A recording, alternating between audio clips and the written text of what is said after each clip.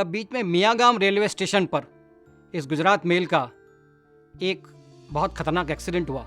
इस तरह से भगवान ने जो मीटिंग पोस्टपोन कराई उससे मैं भी प्रशांति निलय में आ पाया और मेरे जो बॉस थे वो भी अपनी सिस्टर की लड़की की शादी में जा पाए। वो जो वीकली ट्रेन थी, वो जो ट्रेन हमारी छूट गई उससे 2 घंटे पूर्व बॉम्बे पहुंची और हमने भगवान को के प्रति अपनी कृतज्ञता प्रदर्शित करी और भगवान को बहुत बहुत धन्यवाद दिया।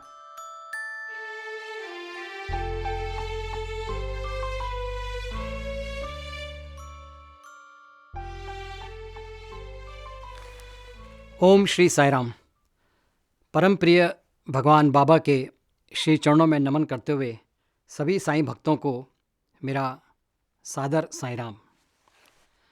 मैं भगवान बाबा को 1980 से उनके बारे में मुझे जानकारी मिली और तब से लेकर आज इन पिछले 44 सालों में स्वामी के साथ कई ऐसे अवसर मिले जिससे हमारा उन पर विश्वास और भी दृढ़ होता है।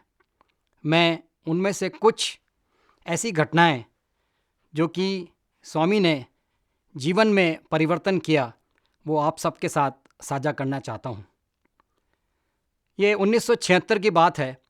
मैं अजमेर में संत पॉल विद्यालय में पढ़ता था और स्टेज पर कार्यक्रम करने का मुझे बहुत शौक़ था, लेकिन मेरे को बोलने में हकलाना, जिसको अंग्रेजी में स्टैमरिंग बोलते हैं, वो काफ़ी थी। तो 1976 में एक बार स्टेज पर मैंने आगे बढ़कर एक कविता प्रस्तुत करने का निश्चय किया और जब ये कविता प्रस्तुत करने के लिए स्टेज पर खड़ा हुआ तो आधी कविता भी नहीं बोल पाया और मैं बहुत डर गया, घबरा गया और मुझे वापस अपनी सीट पर आना पड़ा। उसके बाद 1980 में यहाँ पुट्टपर्ती के नज़दीक एक गुंटकल रेलवे स्टेशन है, वहाँ से एक डॉक्टर पाठक जो है वो ट्रांसफ़र होकर अजमेर आए थे। तो वहाँ जब उन्होंने मेरी ये स्टैमरिंग देखी तब उन्होंने मुझसे कहा कि उनकी वाइफ जो है, उन्होंने मुझसे कहा कि बॉम्बे में एक Nair hospital for speech therapy है, वहाँ पर आप विवेक को लेकर जाओ। ये बात 1980 की है, जब मैं 10th क्लास में पढ़ता था। तो जाने से पूर्व वो मिसेस हेमा पाठक ने मुझे कहा कि बेटा ये स्वामी की विभूति लगाकर आप ट्रेन में बैठना। लेकिन उसी दिन डॉक्टर पाठक ने उनसे कहा कि अभी ये प्रोग्राम आप फ़िलहाल पोस्टपोन कर दो, बाद में जाना। लेकिन मेरे पापा ने कहा कि अगले साल 11th है और इसे इंजीनियरिंग में एडमिशन भी लेना है, सो अभी मैं ये प्रोग्राम जो है वो चेंज नहीं कर सकता और चूँकि मई का महीना है तो बाद में रिजर्वेशन भी नहीं मिल पाएंगे। तो हम हमारे प्रोग्राम के मुताबिक मई के माह में अजमेर से अहमदाबाद और फिर अहमदाबाद से ब्रॉडगेज की ट्रेन मिलती है, तो हम रात को वाली ट्रेन जो गुजरात मेल जो कि अहमदाबाद से बॉम्बे की ओर जाता है उसके लिए तैयार हुए। तब हमने क्या देखा कि वो कोच जो कि प्रायः इंजन के 4-5 डब्बों बाद लगता है, वो उस दिन गार्ड से 4-5 डब्बे पहले लगा, यानी कि लगभग ट्रेन के अंत में, और पीक गर्मी का मौसम था। मैंने अपने पिताजी से कहा कि चूँकि इतनी आखिरी में डब्बा लगा है तो पानी की समस्या हो सकती है रात को। तो पापा ने बोला कि पानी पी लो और एक बॉटल भर के रख लो। पापा के एक मित्र और थे, उनको भी रिजर्वेशन नहीं मिला, चूँकि मेरे फादर गजेटेड ऑफिसर थे रेलवे में, डॉक्टर। तो हमें एक कूपे मिला था, उस कूपे में उनको भी हमने साथ में सुला लिया। और क्या पता था कि उस रात क्या होना था। 20-21 मई की ये रात की बात है। बड़ौदा से ट्रेन छूटी और उसका अगला स्टॉपेज सूरत था। तब बीच में मियागाम रेलवे स्टेशन पर इस गुजरात मेल का एक बहुत खतरनाक एक्सीडेंट हुआ, जिसमें सामने से आ रही गुड्स ट्रेन के साथ इसका हेड ऑन कॉलिशन हो गया। और वो हेड ऑन कॉलिशन भी ऐसे हुआ कि गुड्स ट्रेन आधे हिस्सों में बढ़ गई थी। इंजन सहित कुछ डब्बे लेकर ट्रेन का ड्राइवर बड़ौदा की तरफ चला गया और बाकी जो डब्बे थे उसमें कोल्टार भरा था और वो हमारी ट्रेन के साथ वो टकरा गया और हेड ऑन कॉलिशन से एक बहुत ख़तरनाक एक्सीडेंट हुआ। रेलवे सप्लाई बंद हो गई, ट्रेन स्टैंड स्टिल हो गई और उसके बाद उस ट्रेन में अकेले मेरे फादर ही एक डॉक्टर थे। तो वो जब गार्ड और कंडक्टर वगैरह उन्हें लेने आए तब हमें पता चला कि ये इतना ख़तरनाक एक्सीडेंट हुआ है। अब देखिए स्वामी ने किस तरह से मिराकुलसली वो डब्बे जो कि आगे की ओर लगने थे उस दिन पीछे की ओर लगाए और हमारी जीवन रक्षा करी। तो भक्त संरक्षक भगवान किस तरह से अपने भक्तों का ध्यान रखते हैं। मैं बॉम्बे पहुंचा बाद में दूसरी ट्रेन से और वापस लौट कर आया, लेकिन उसके बाद जो दृढ़ विश्वास और बढ़ गया भगवान पर। मैं अजमेर समिति में लगभग सभी कार्यक्रमों में नगर संकीर्तन, भजन और सेवा एक्टिविटीज़ में पार्टिसिपेट करने लगा। उसके बाद स्वामी की अनन्य कृपा से मेरा इंजीनियरिंग में भी एडमिशन हुआ, लेकिन स्टैमरिंग अभी भी बहुत ज़्यादा थी। क्लास में अटेंडेंस में यस सर बोलने में 3-4 बच्चों के नाम निकल जाते थे और उसके बाद मेरे मुख से यस सर का वो शब्द निकलता था। उसके बाद मैंने मानस भजरे गुरुचरणम ये भजन गाना शुरू किया और धीरे धीरे भगवान की अनन्य कृपा से वो स्टैमरिंग चली गई। बहुत थोड़ी सी वो स्टैमरिंग रह गई थी। और इस तरह से हमारे परिवार में भी जब भगवान के प्रति ये आस्था और भी बढ़ती गई। एक और इंसिडेंट के बारे में मैं आपसे जिक्र करता हूँ। ये तब की बात है जब हम सेवा में जुलाई के माह में यहाँ पर पुट्टपर्ती आया करते थे, और चूँकि मैं भारत सरकार की नौकरी में था, तो एक बार की बात है कि हमारी कंपनी को एक ऑर्डर मिलना था जिसके लिए जयपुर में सीनियर ऑफिशियल्स के साथ मीटिंग थी। मैंने अपनी छुट्टी एडवांस में पहले से अप्रूव कराने के लिए एप्लीकेशन दे रखी थी, लेकिन तभी मेरे बॉस ने मुझे बताया कि मेरी बहन की लड़की की शादी भी है अजमेर में, तो इस बार आप सेवा में नहीं जाओगे। आप हर साल जाते हो, मैं आपको छुट्टियां अनुमोदित कर देता हूं, लेकिन इस वर्ष आप नहीं जाओगे। लेकिन मैंने भी डिटरमाइन कर रखा था कि मैं साल में छुट्टियां केवल प्रशांति निलयम जब जाता हूं उस समय ही ये लंबी छुट्टियां 10 दिन की लेता हूं। अब हम दोनों के बीच में कुछ हॉट डिस्कशंस भी हुए और मैंने उनसे बोला कि चूँकि ये मीटिंग जो जयपुर में हो रही है ये आपके यहाँ शादी के एक दिन उपरांत है, तो आप आराम से ये मीटिंग अटेंड कर सकते हैं और मुझे आप कृपया करके प्रशांति निलयम जाने दीजिए, क्योंकि कोटा समिति के सेवा दल को साथ ले जाने की जिम्मेवारी मुझे है। लेकिन बात हो नहीं पाई और वह अपने ऊपर दृढ़ रहे। अब मैं भगवान से निरंतर ये प्रार्थना करता रहा कि हे स्वामी, मुझे चूँकि कोटा समिति की जिम्मेवारी आपने दे रखी है, तो आप कृपया मेरी छुट्टी जो है वो अनुमोदित करवाएं। अब आप देखिए भगवान का चमत्कार कैसे होता है। 3 दिन बाद वही कस्टमर जिनके साथ हमारी जयपुर में मीटिंग थी, वो डायरेक्टली मुझे फ़ोन करते हैं। उस समय मोबाइल फ़ोन्स नहीं हुआ करते थे, तो इंटरनल फ़ोन पर एसटीडी के थ्रू कॉल आती है और वो मुझसे बोलते हैं कि विवेक, हमें आपसे वो मीटिंग के बारे में बात करनी थी, वो मीटिंग हमें 2 दिन पोस्टपोन करनी पड़ेगी।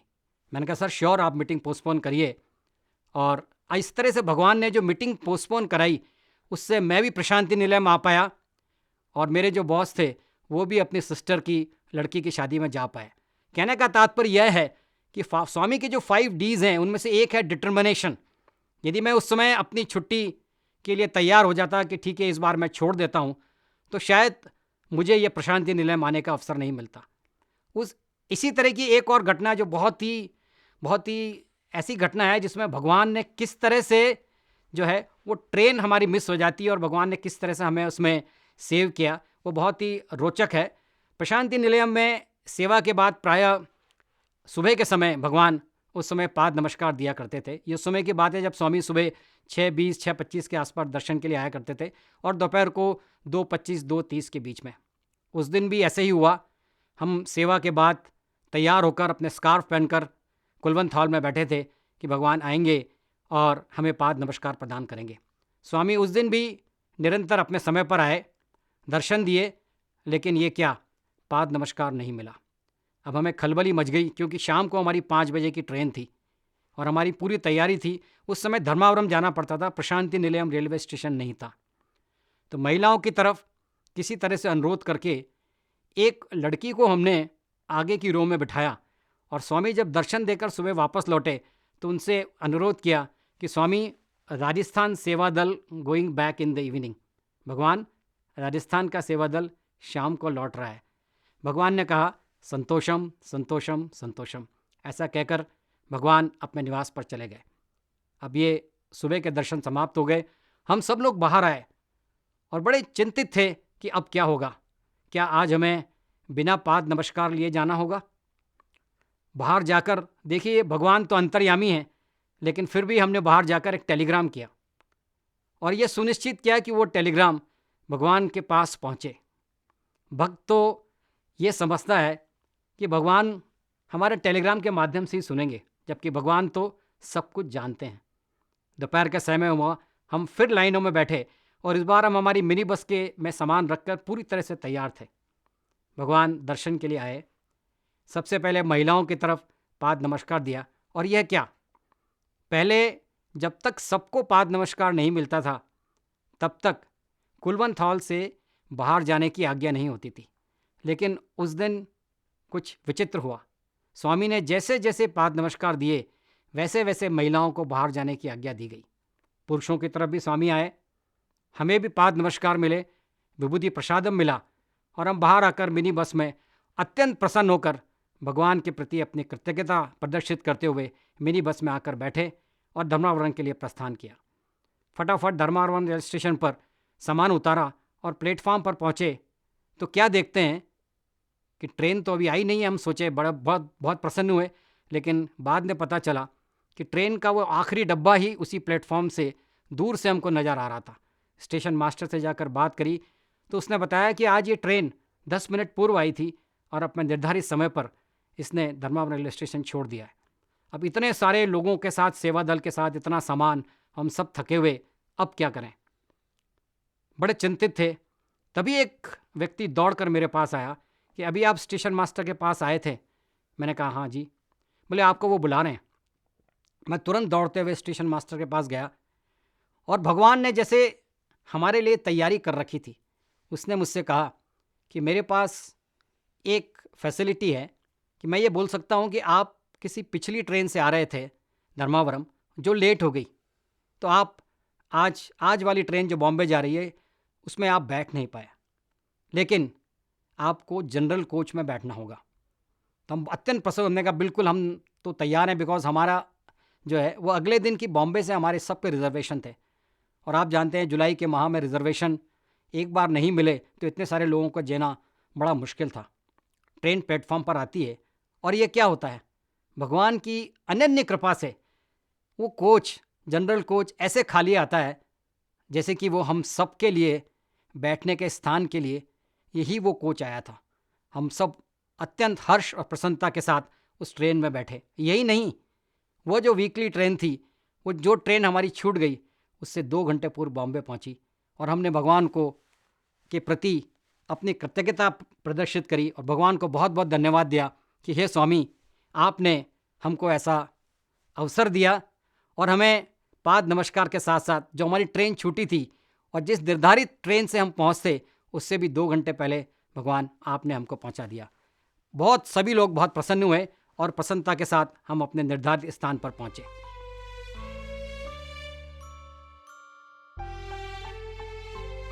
और बाबा की विभूति का वो पूरा पैकेट, जो छोटे वाले पैकेट्स आते हैं, वो पूरा खा गई और 10 मिनट बाद ही उनको लेबर पेन्स हुए और मैंने सिस्टर को बुलाया हॉस्पिटल में और उन्हें तुरंत लेबर रूम में शिफ्ट किया गया।